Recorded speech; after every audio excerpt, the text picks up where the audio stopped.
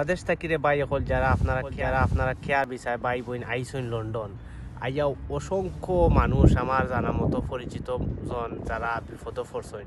Care বিচার নামক এই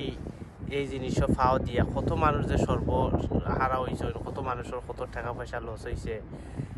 নিজের ঘর বাড়ি বেচিয়া সেও জায়গা সম্পত্তি খুয়াইয়া সেও বিভিন্ন ঋণ রান করিয়া লন্ডন আইসলা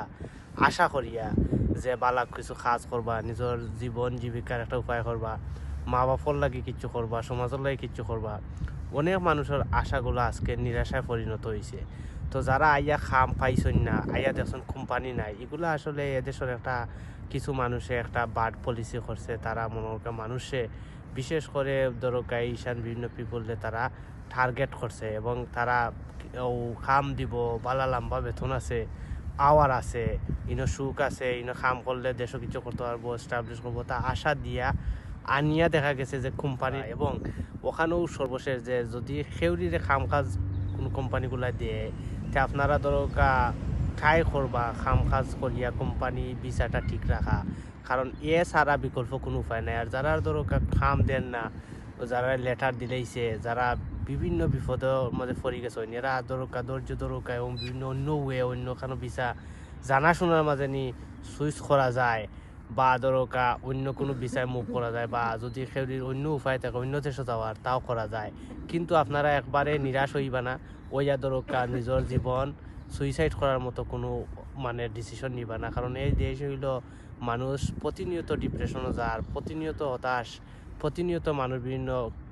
বিভিন্নভাবে বিভিন্ন ক্রাইম করে এবং বিভিন্ন পরিবার আইছে, কাপল আইছে, দেখা গেছে যে এই ছোটোখাটো জিনিস লইয়া কাম নাই, জব নাই, কোম্পানি নাই, বিভিন্ন ইস্যু লইয়া এখন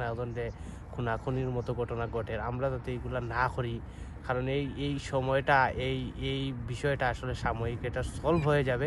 বাট আমরা ধৈর্য ধরতে হইব, আমরা মোকাবেলা করা লাগবো। ধন্যবাদ সবাই। যে কোম্পানি নাই, এগুলা ম্যাক্সিমাম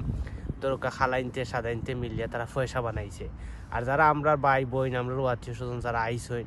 আইয়া এখন দেখুন যে না আছে কোম্পানি, না আছে খাম, না আছে ভিসা ঠিক, এখন আসলে এরা সর্বহারা, এখন এরা দিশেহারা, কোথায় যাইতো, কী করতো, কীভাবে এদেশে সার্ভাইভ করতো।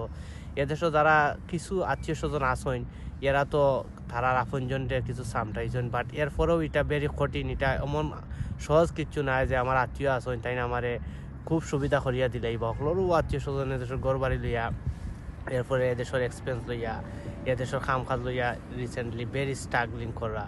সো যারাও আইসেন আপনারা অনেক কর্মঠ, হার্ড ওয়ার্কার, আমরা জানি যে অনেক কিছু পাইয়া আইসেন, আপনারা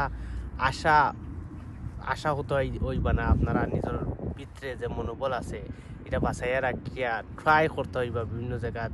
নক করতে হইবা, খামর লাগে বিভিন্ন দূর